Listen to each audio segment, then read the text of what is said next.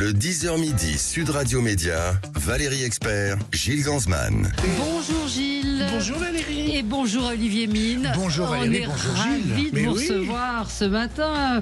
Plaisir partagé. L'arrivée sur M6, vous allez nous raconter cette nouvelle aventure. Il a déjà garé la voiture depuis 15 jours. Bah oui, le maillon faible tous les samedis 18h35 où vous avez mis votre patte à ce jeu qui était animé avec beaucoup de talent par Laurence Boccolini, mais vous avez su trouver aussi un ton différent et on est ravis de vous y retrouver. La soirée du 31 décembre sur M6 avec Élodie Gossuin. Et puis Pandore, c'est un nouveau jeu qui arrive. Alors on se disait avec Gilles, c'est entre les traîtres, Koh-Lanta, il y a de l'histoire, il y a de l'aventure, il y a de la trahison. Enfin, vous allez tout nous raconter. Déjà, comment ça va?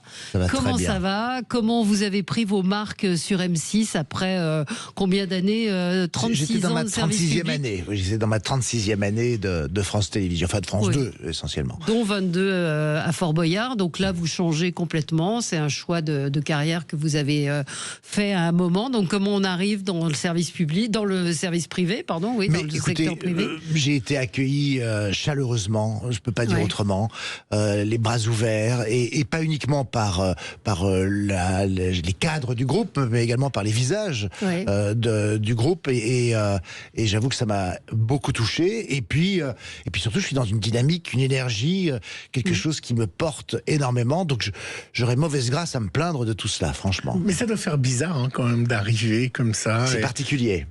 C'est particulier. Alors, pour tout vous dire, c'est d'autant plus particulier que toutes celles et tous ceux qui m'ont accueilli m'ont donné immédiatement, et je ne suis pas en train là d'être en posture, le sentiment d'y être depuis déjà un long moment. C'est-à-dire que je n'ai pas le sentiment d'être arrivé fraîchement, mais comme si en fait il était logique que je me retrouve dans cette maison aujourd'hui. Et d'être désiré.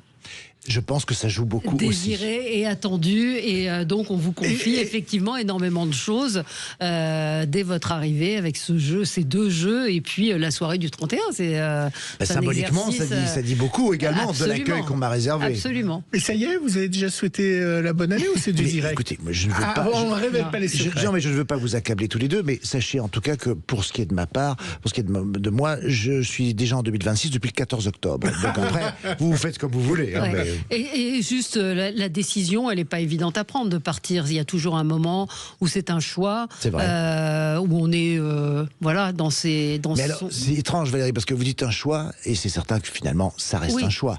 Mais il y a parfois des choix des situations qui imposent quasiment presque une absence de choix. C'est-à-dire qu'il y a des choses qui vous portent, qui s'imposent à vous, qui sont plus fortes que vous.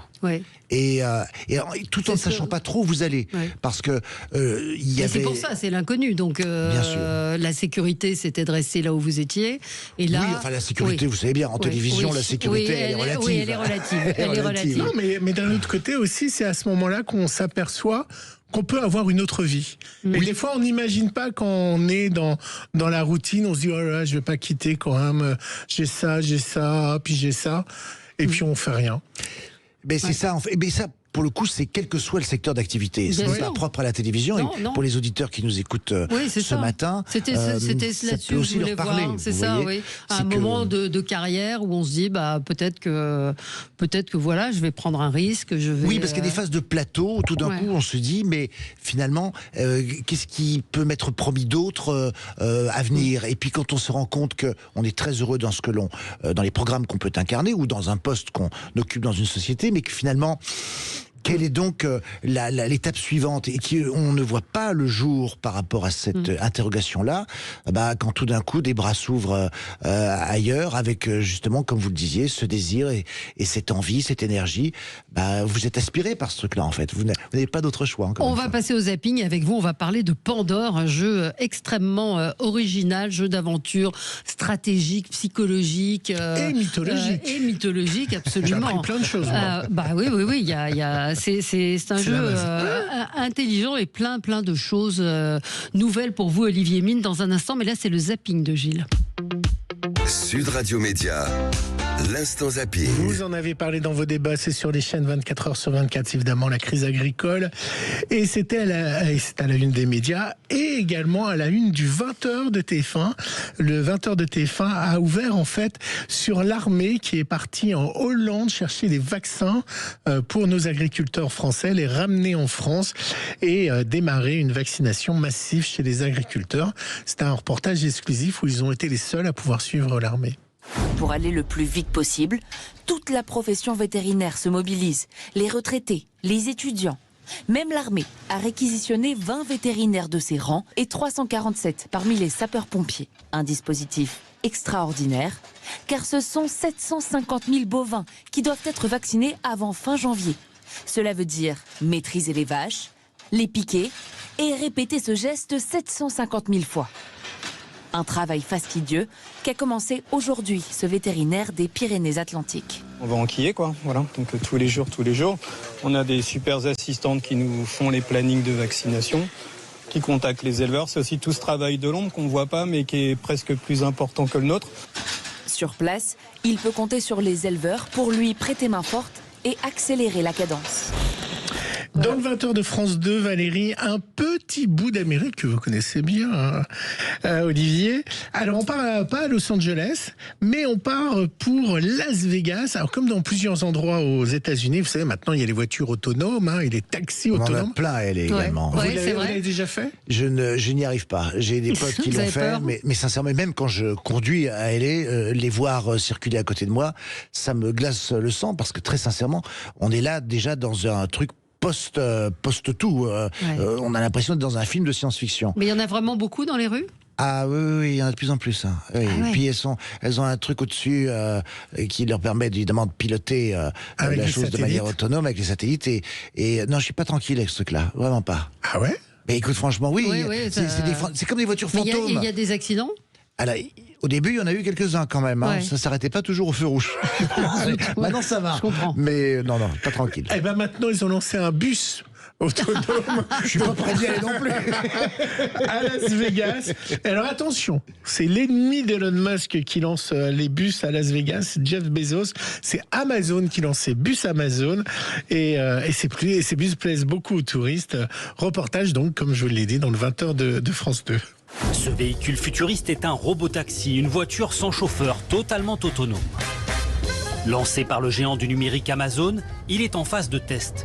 Accessible gratuitement pour des utilisateurs, parfois nerveux au moment d'embarquer.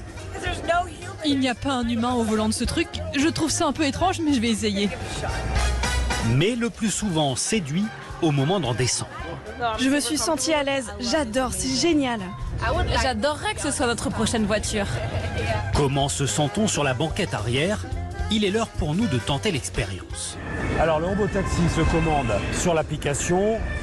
On ouvre les portes. Le temps de vous montrer qu'il y a des capteurs un peu partout sur la voiture qui vont lui permettre d'analyser en temps réel son environnement. C'est parti. Merci d'attacher votre ceinture. Start to ride. Grâce à un système de laser et de caméra, la voiture s'insère sans difficulté dans la circulation.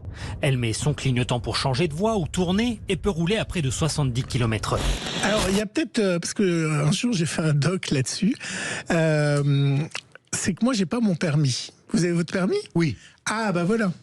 Et moi, mon cadreur qui n'avait pas son permis, qui avait son permis, c'était horrible pour lui parce qu'il voyait le volant tourner, les pédales bouger, et lui, il voyait les choses que moi je ne voyais pas parce que j'avais pas mon permis. Bon, évidemment, à chaque fois que vous passez dans une émission, ou bien les bêtisiers de Noël qui vont bientôt être de retour 24 heures sur 24, on vous parle de Michel Bougenat, de la fameuse recette à l'huile. 20 ans plus tard, Michel Bougenat est toujours inégalable. C'est le roi pour les anecdotes.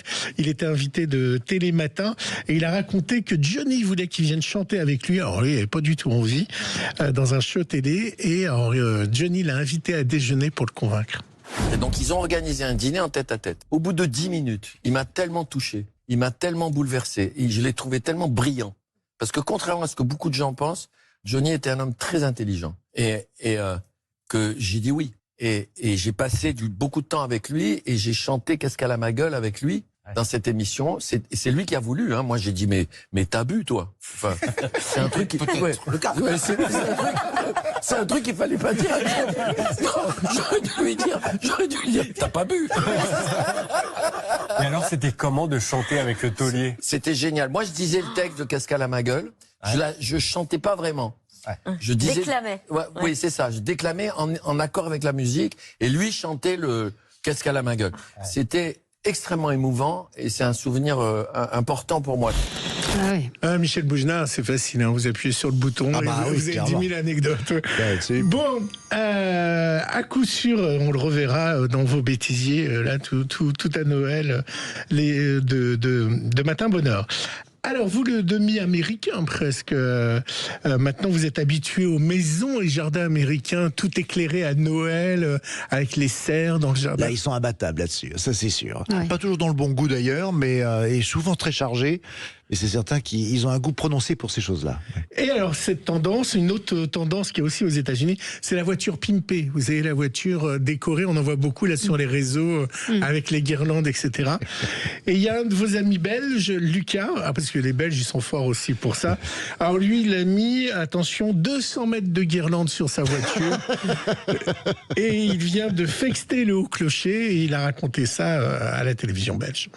Je m'appelle Bernard Lucas, j'ai 24 ans. Et je viens de décorer ma voiture pour les fêtes de fin d'année. Il y a 200 mètres de guirlande et entre 8 heures et 9 heures de travail dessus. C'est avec du masquage de peintre, un peu plastifié, qu'on retrouve un peu dans les magasins de bricolage pour tenir la guirlande. À chaque ampoule, il y a justement un masquage pour tenir la guirlande. Et alors, c'est la même guirlande que vous avez sur votre sapin de Noël, qui est branchée avec un transformateur pour me donner sur un multiprise. Et j'ai 11 guirlandes. J'ai fait un pari que peut-être l'année prochaine, si je le fais, je ferai 300 mètres de guirlande. Attention, il y a un record à battre. Le problème, c'est la rallonge, parce que ça dépend de la distance qu'on doit faire avec la voiture dans ce cas-là. C'est compliqué, mais avec la voiture autonome, il y a peut-être des prises.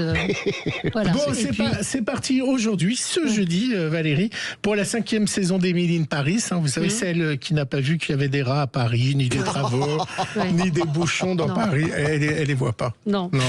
Elle voit des jolis fleuristes et des belles boulangeries. Et des croissants. Et des croissants moelleux qui sont pas industriels. Les Françaises sont toutes minces avec des talons. Et des jolies robes et des jolis chapeaux. Voilà. Cette fois-ci, c'est la même chose. Elle s'est installée en Italie. En tout cas, c'est la 5e saison qui démarre sur Netflix. Je suis sûr qu'il y aura des pâtes. Et des pizzas pas chères. Des pizzas pas chères. Oui, c'est ça. Alors, la musique d'Emily in Paris qui redémarre. Voilà, nouvelle saison aujourd'hui. Ce jeudi.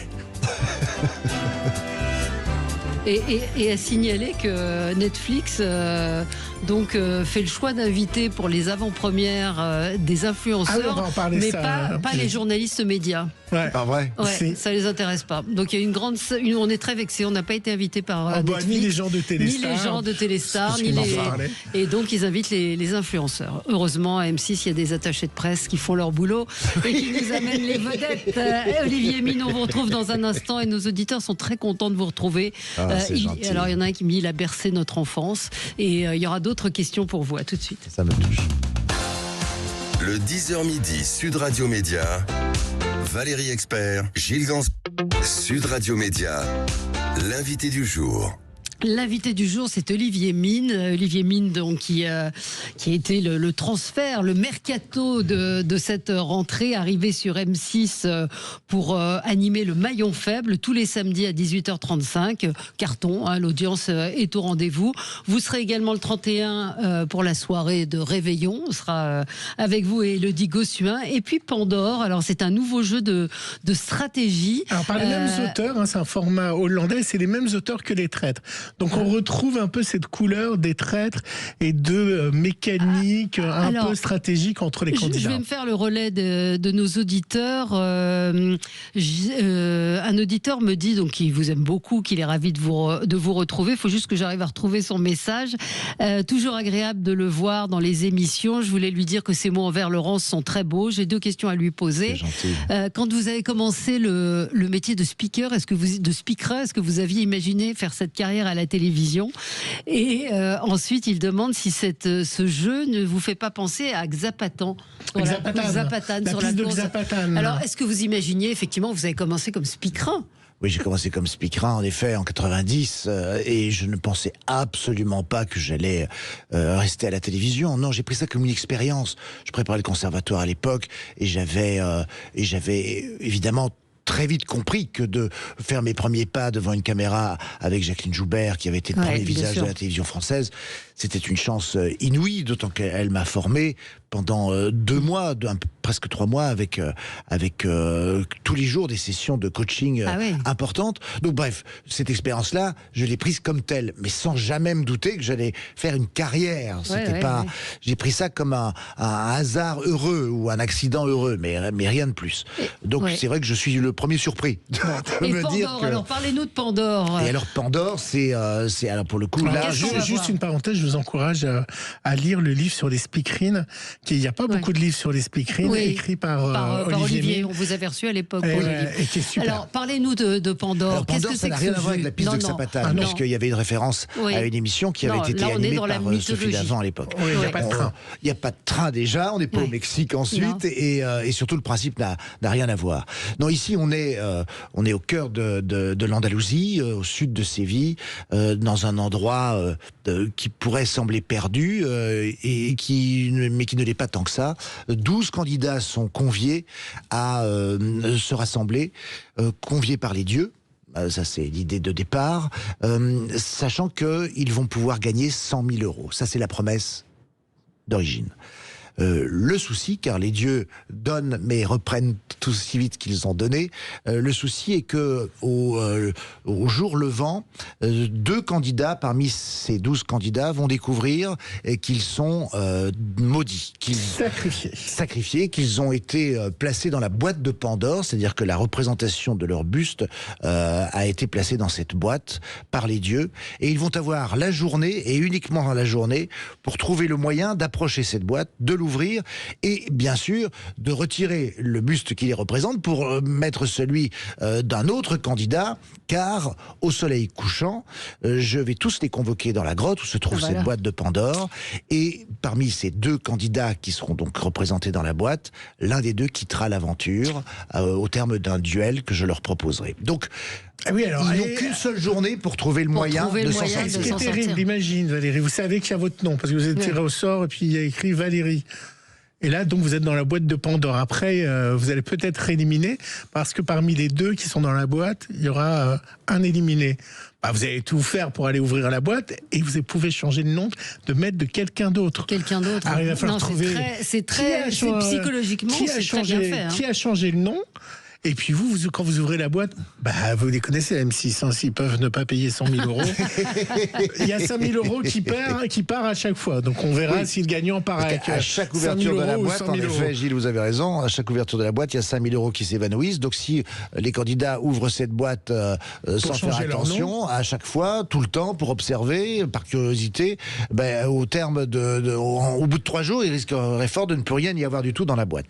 Et alors, imaginez, vous n'êtes pas choisi. Alors, comment vous allez faire pour changer votre nom? Donc, vous allez aller voir les autres candidats en disant... donc il y a de la manipulation, il y a il y a de l'intrigue, il y a du... On écoute la bande-annonce, Valérie? Allez, on écoute. Allons-y. Découvrez le nouveau jeu Phénomène, où 12 mortels vont être mis à l'épreuve pour remporter une offrande de 100 000 euros. Chers mortels, vous osez défier les dieux sur leur terrain de jeu. Ensemble, ils vont affronter les plus grands mythes de l'Antiquité, jusqu'au plus redoutable, la boîte de Pandore, qu'il ne faudra jamais ouvrir. Sinon, une partie des 100 000 euros disparaîtra. Bordel! Le groupe saura-t-il déjouer les tentations d'ouvrir la boîte? C'est trop dur. Quel montant restera-t-il pour le vainqueur? 100 000 euros, ou moins, ou rien du tout.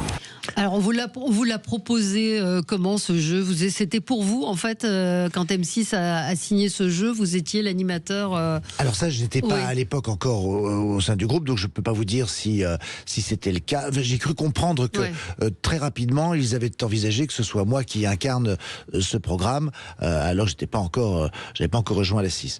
Et j'avoue que quand ils m'ont proposé l'émission, j'ai été très enthousiaste parce que ça réunit plein de choses que j'aime, des décors naturels.